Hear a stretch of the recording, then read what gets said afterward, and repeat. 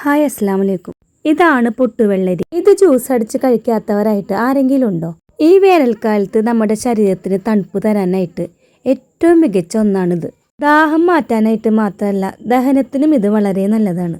നന്നായി പഴുത്ത് പാകമായി തൊലി ഇങ്ങനെ വിണ്ട് കീറി വരുമ്പോഴാണ് ഇതിന്റെ ശരിക്കുള്ള രുചി നമുക്ക് ലഭിക്കുന്നത്. പലതരത്തിൽ ആൾക്കാർ ഇത് കഴിക്കുന്നുണ്ട്. ചിലർ ഈ പഞ്ചസാരയോ ശർക്കരയോ ഒക്കെ ചേർത്തിട്ട് ഉടച്ചു കഴിക്കും. അതല്ലെങ്കിൽ ജ്യൂസാക്കി അടിച്ചു കുടിക്കാനും ഇത് നല്ല ടേസ്റ്റ് തന്നെയാണ്. വേനൽക്കാലമായി കഴിഞ്ഞാൽ പണ്ട് തൊട്ടേ ഞങ്ങളുടെ നാട്ടില് മിക്ക പാടത്തും പറമ്പിലും ഈ പൊട്ടുവെള്ളരി നന്നായിട്ട് കൃഷി ചെയ്ത് വിളഞ്ഞു നിൽക്കുന്നതായിട്ട് കാണാം. അപ്പൊ അത് നിറഞ്ഞു നിൽക്കുന്നത് തന്നെ കാണാനായിട്ട് നല്ല ഭംഗിയാണ്.